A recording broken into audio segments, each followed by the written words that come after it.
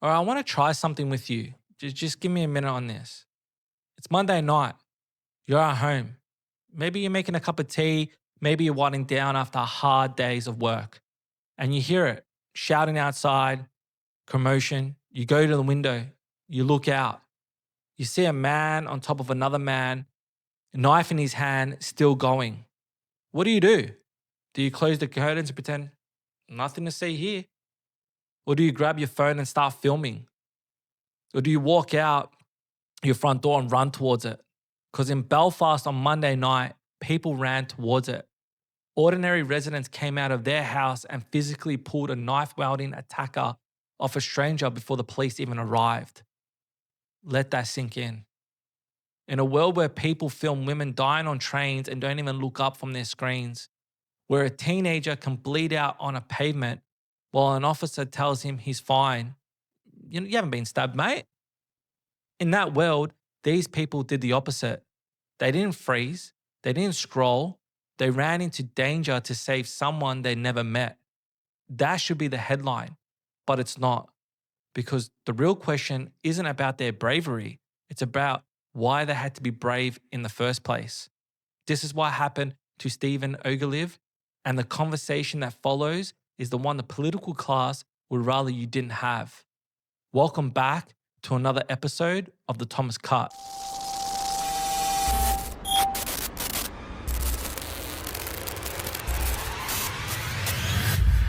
So let's get into what actually went down on Monday, the 8th of June, Kinnaird Avenue, North Belfast. Around 10:30 at night, Stephen Ogilvie was out in his own neighborhood, not causing trouble, not looking for a fight, just a man going about his evening. He crossed paths with someone he never met before, Hadi Alodid, 30 years old, originally from Sudan, living in Belfast on a 5-year visa that was issued back in September 2023. Now, we don't have every detail of what happened between them. That's for the courts to sort out. But here's what we do know.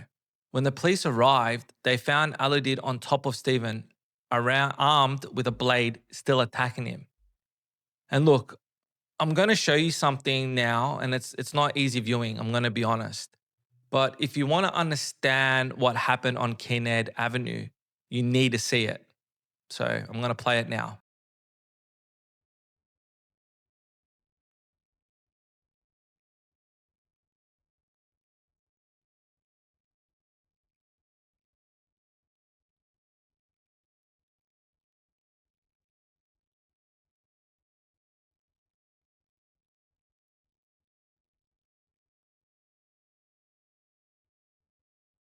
Now, seeing this video is just, I can't even describe how angry it makes me seeing this. What in the actual hell is this world coming to? What is going on? What is going on? First, Henry Nowak, and now this. We are in a downfall at the moment, society. We really need change. And I don't understand why people are too scared to say it. I know now protesting is happening over there in Belfast and in the UK, but how could they have let this happen for so long? I really don't understand what's happening here. You know what that reminds me of when I watch that video?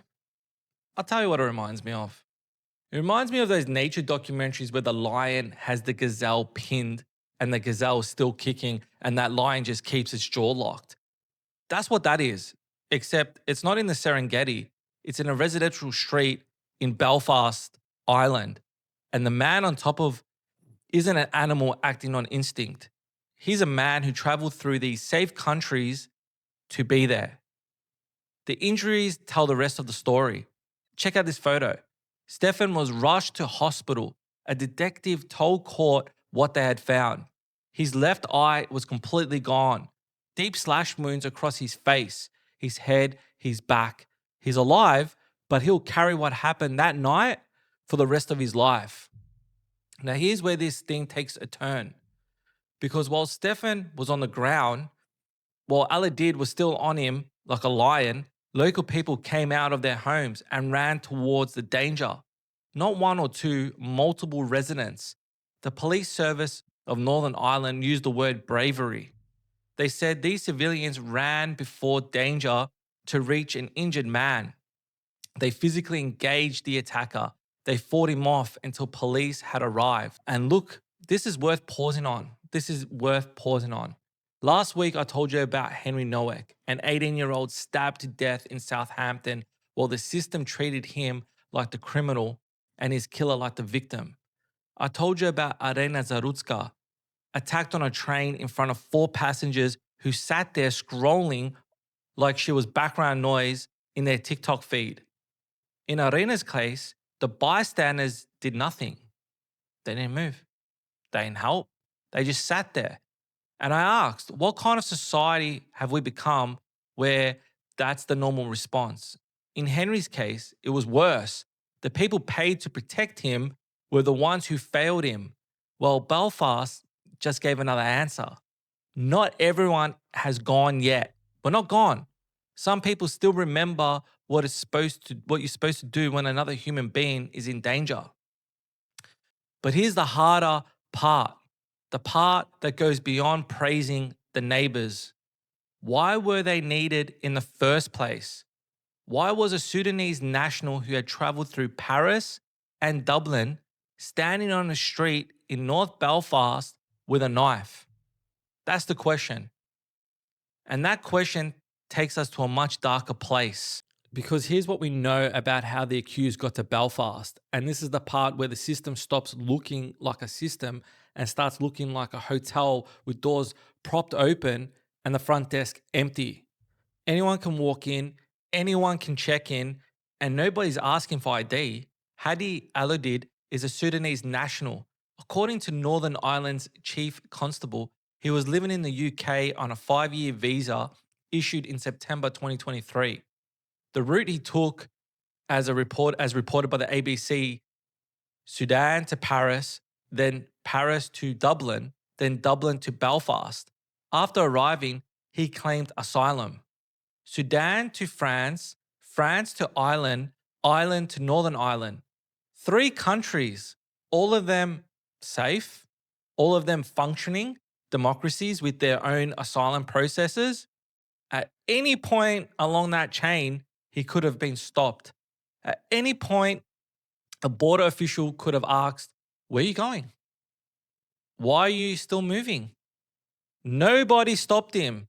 Nobody asked. He kept walking until he ended up in North Belfast on top of a local man with a knife. What is going on? Now, before someone edits this down to a 6-second clip and calls me a racist, save it.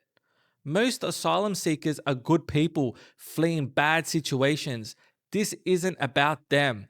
This is about a system so broken it can't tell the difference between a genuine refugee and a man who's about to carve someone's eye out on a Monday night. The one whose game the system knows exactly how to do it. Keep moving, keep claiming, keep exploiting the gaps between one country's paperwork and another. And they slide through until one night they don't. And someone like Stephen Ogilvie pays the price. But here's the kicker.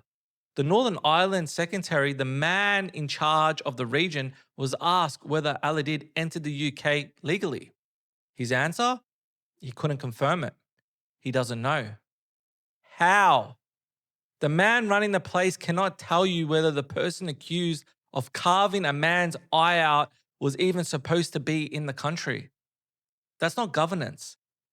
That's a shrug dressed up in a suit. And if you think that's bad, wait until you hear what happened next.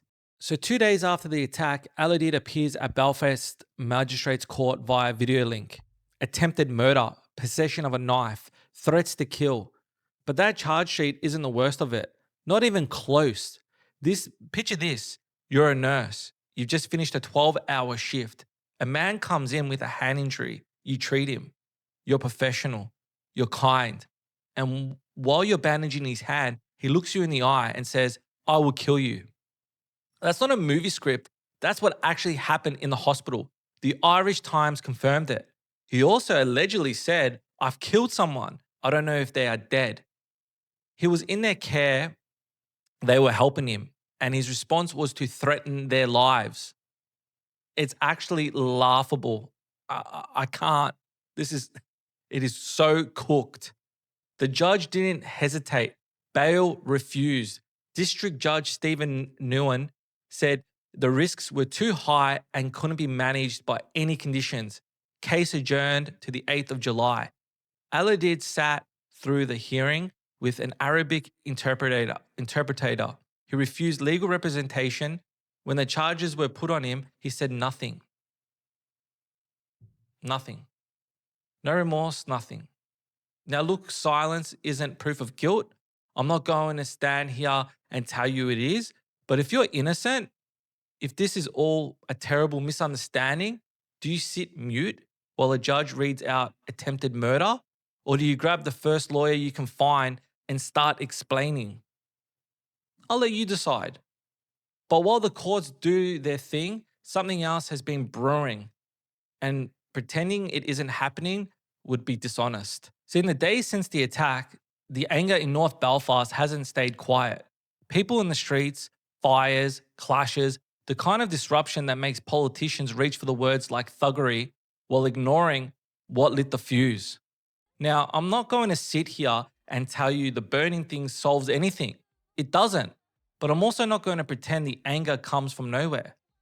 When people watch a neighbor lose an eye, when they find out the accused traveled through 3 safe countries to get there, or when the man in charge says he can't even confirm the guy's immigration status, like, what is that? That is a disgrace, and that is pathetic. And that gentleman needs to take a look in the mirror because it's an absolute disgrace. People don't just get frustrated, they get furious. And eventually that fury spills over. The residents of Kinnaird Avenue who ran towards the danger, those are the same people who are now watching their streets fill with smoke. And here's the thing, you can condemn the violence while still understanding the rage behind it. Those two things aren't contradictory. They're not. The political class wants you to pick a side. Either you denounce the protest or you endorse them. Either you call it thuggery or you condone lawlessness. That's a false choice. You can look at a burning car and say, that's wrong, while you're looking at a system that let a man travel through half of Europe to slash someone's eye out and say that's wrong too. The failure isn't the protest. The protest is the result of the failure. And that brings me to the part that's really been on my mind. Stephen Ogilvie is in a hospital bed blind in one eye. The man accused of putting him there is in custody, awaiting trial. And the people in charge still can't tell you where the man should have been in the country at all. Come on through. Open doors. This isn't complicated. You either know who's coming into your country or you don't. You either vet people properly or you're rolling the dice with other people's safety. And right now, they're rolling that dice. And Stephen Ogilvie is the one that's paying for it. Now, I said it earlier, this story doesn't end with one attack. And here's why. Now, last week, I told you about Henry Nowak, an 18-year-old in Southampton, stabbed to death by a man who should have never been carrying a weapon. A system that bent over backwards to accommodate a religious exemption while their own police walk around with a baton and pepper spray. A system that handcuffed a dying teenager because the killer played the racism card. Now, we've got Stephen Ogilvie, a local man in Belfast, attacked by someone who traveled through 3 safe countries to get there. Someone the system lost track of. Someone who, when asked about his immigration status, the man in charge of Northern Ireland couldn't even give a straight answer on. One case is a tragedy. 2 cases in a matter of months starts to look like something else. It starts to look like a system that isn't failing by accident. It starts to look like a system that's producing exactly the results it's designed to produce. Now let that sink in. Think about it. For years, the government across the West have opened the doors to mass immigration. Come on in. Come. With, with no assimilation. They've called you a bigot for noticing. And every time something like this happens, every time like a Henry Nowak or a Stephen Ogilvie makes the news, what's the solution they offer? I'll tell you. More control, more surveillance, digital ID, central bank digital currencies, a tightening of the grip that just so happens to be the exact thing they were pushing for long before any of this started. Now, I'm not saying there's a secret document somewhere with a master plan. I'm not saying that. And I'm not saying I know this for a fact either. But what I am saying is that if you wanted to justify a massive expansion of government power, if you wanted to convince a reluctant public to accept digital ID and constant monitoring, you would need chaos. You would need fear. You would need people to look at the streets and say, please, please, just make it stop. We accept anything. Mass immigration without integration creates tension. Tension creates fear. Fear creates a demand for security, and security in the hands of this lot always seems to mean more power for them and less freedom for you. You don't have to believe in conspiracies to notice when chaos constantly benefits the people in charge. You just have to be paying attention. Henry Nowak, Stephen Ogilvie, different cities, different attackers, but the same underlining pattern. Same failure to ask the basic questions. Some rush to offer solutions that just happen to give the government more control over your life. Maybe it's all staggering incompetence. Maybe they are really that bad at their jobs. But at some point, you have to ask yourself, if they wanted this result, divided communities, a frightened public, people begging for security, what would they be doing differently? Because from where I'm standing, they're getting exactly what they want. But here's the thing, even if that's true, even if there is some grand design behind all of this, it doesn't change what happened on Kinnaird Avenue. A man lost his eye. A community ran towards danger when the system failed. And the people in charge still can't give you a straight answer about who's here, why they're here, and what are you going to do to stop the next one.